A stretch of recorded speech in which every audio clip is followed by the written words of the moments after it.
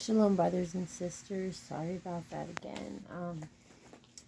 Yesterday was a little hectic, and I couldn't figure out why it wouldn't let me record a longer video, and then I found out it was because there was so much memory left on the phone. So bear with me, and I want y'all to turn to Psalms chapter 9. We're still doing On the Harps. This is the continuation of the last video.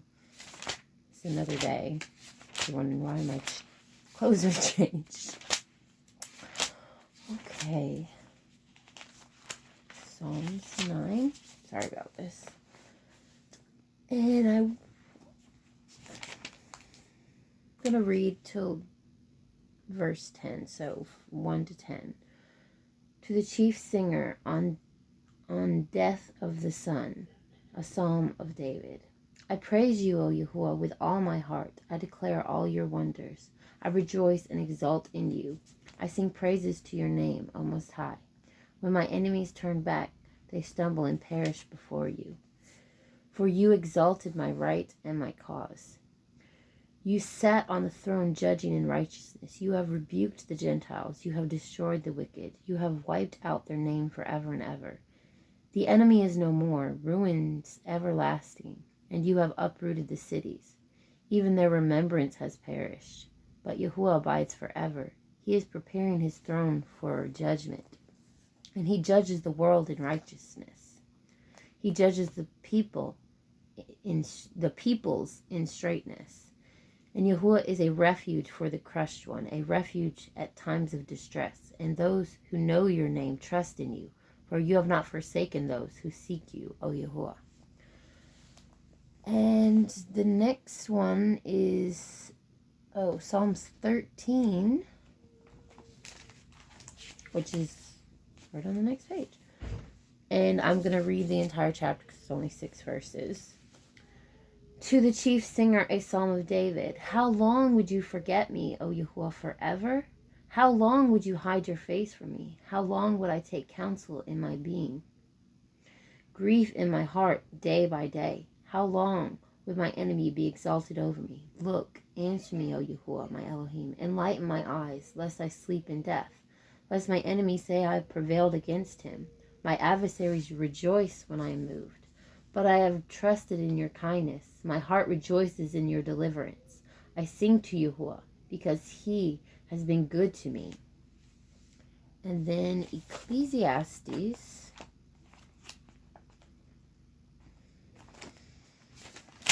chapter 11 verses 1 through 10. Send out your bread on the face of the waters, for after many days you shall find it.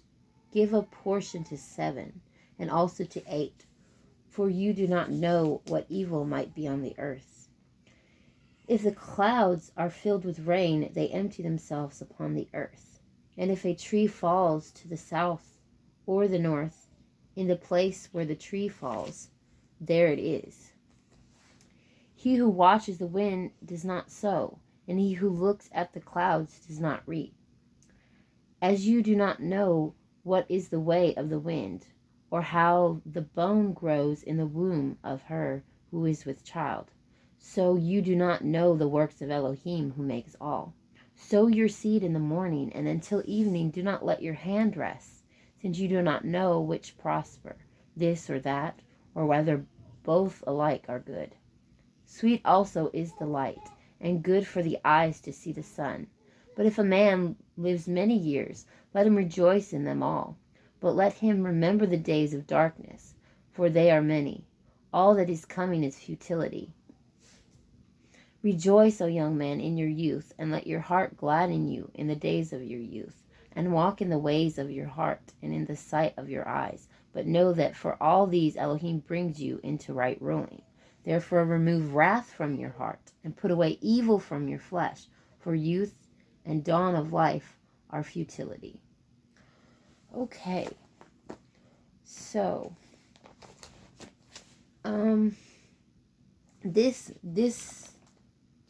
those scriptures that I read, focusing on the heart, continually we have this same theme going.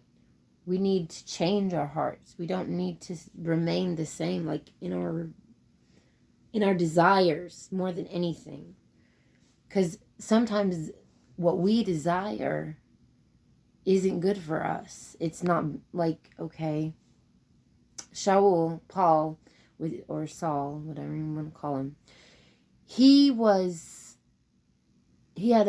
say all is permissible, but not all is beneficial. Yeah, we can do these things, but it's not beneficial to us. There's things that we're permitted. We can do it, but it's not beneficial to us. And when we have the Ruach, our desires should line up with his desires. And if they're not, we need to re-examine ourselves so that our hearts line up with what he wants. Most people nowadays, it's like more of the desires of people's hearts are focused on tangible items that are, they break, they fall, they can get stolen. Just like the scripture says, seek ye first the kingdom of Yah and his righteousness, and all these, or Elohim and his righteousness, and all these things shall be added unto you. All these things, meaning what?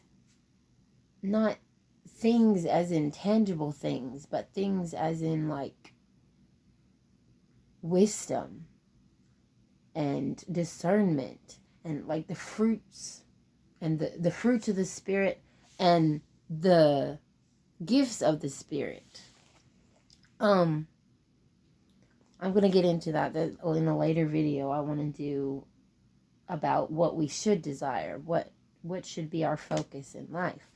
And what another desire we should have is for people to come to the kingdom, to come to a relationship with the Father and the Son, with Yahuwah and Yahusha. But it seems, and I'm guilty of this too, we all are, we've been led to believe that we need all these things. Like you see on the televisions, you see commercials telling you to buy a certain product. They're trying to get you to buy a certain product. And it could, and like especially with the children, they're really, like, especially on like the children's networks, you'll see all the toys, and then like next thing you know, your child's running to you, be like, mommy, buy me this, I want this. And it's like, understand children want toys, but do they have to have every toy that they want? I don't think so. I believe that children don't need like everything that they want, because a lot of times what they want, they don't take care of. It ends up broken. It ends up lost, stolen, whatever. Like they'll bring it to school and someone will take it from them, or they'll leave it somewhere, or whatever. But just that as an example, a child.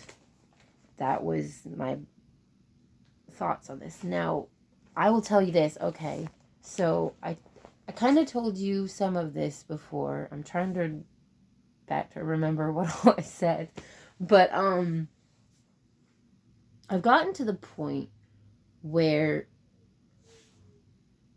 it's not about what I want in the sense of items that I want. Like, now I'll tell you, when I get to go to the store and I see something there that, catches my eyes, and if I have the money, if I can afford to, I will buy it.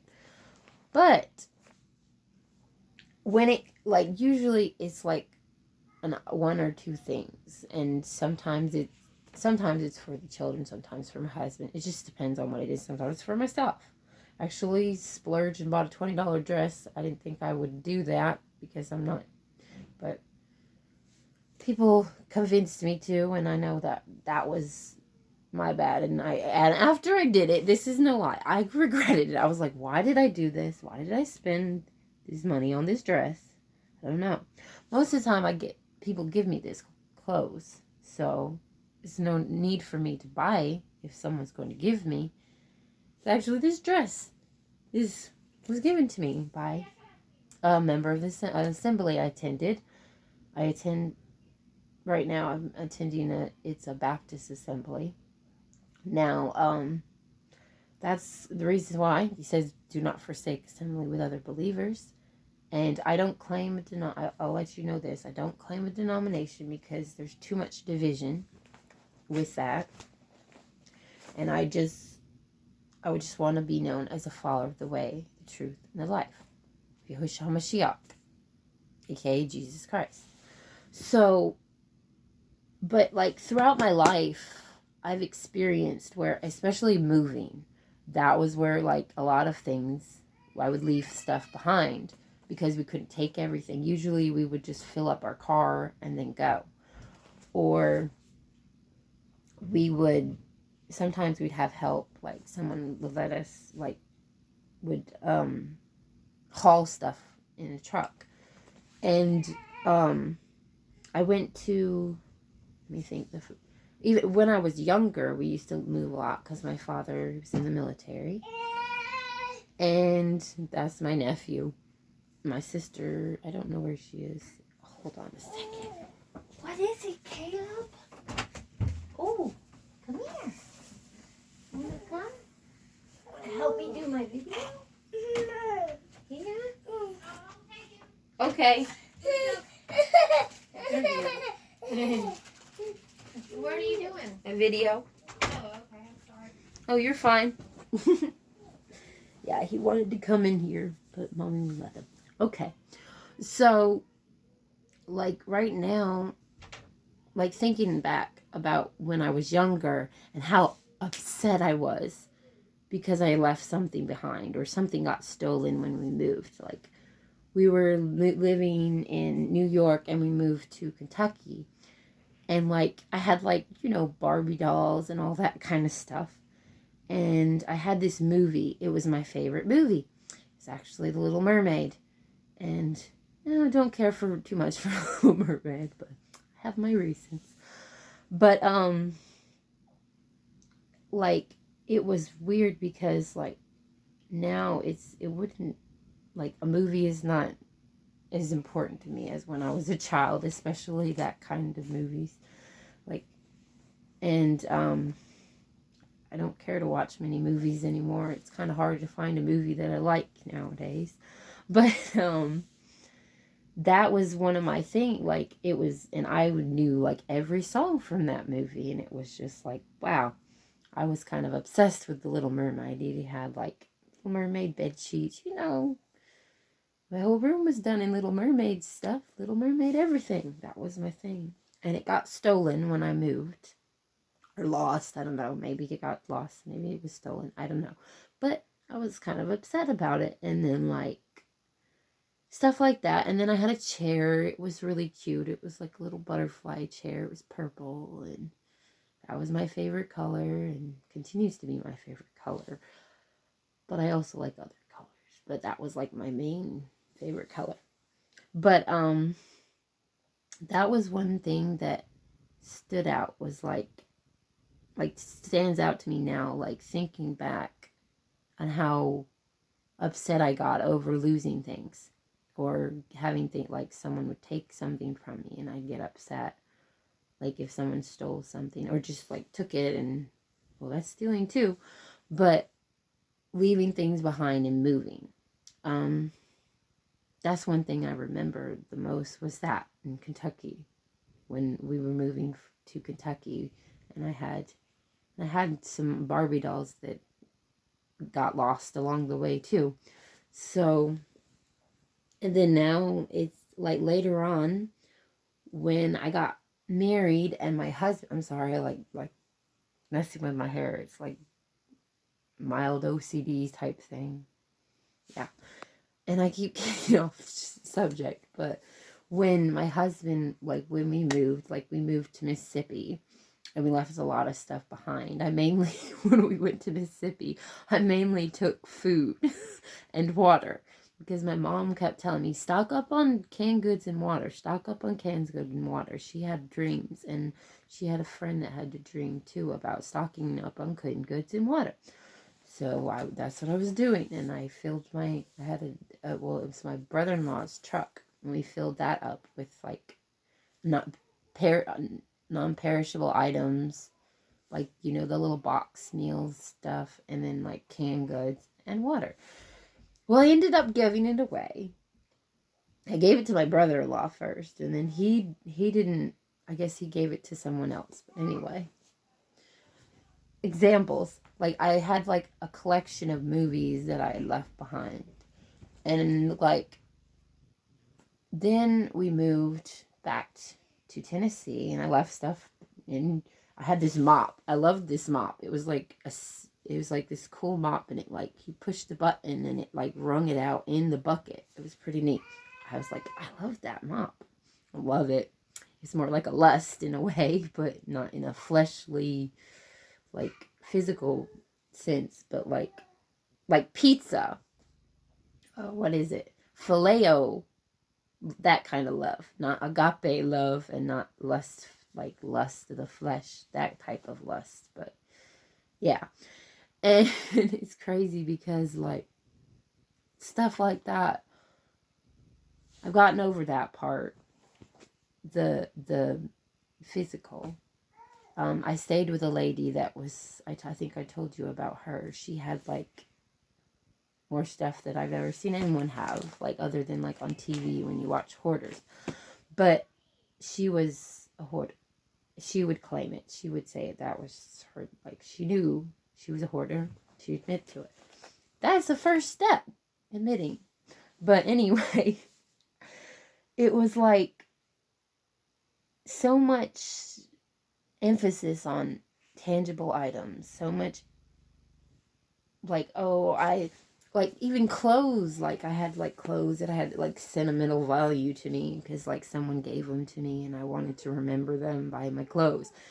Well, I could just remember them. I don't need clothes to remember them. You know what I mean? Now I see that. But that was one of the things I struggled with. And I just wanted to share that part of my testimony.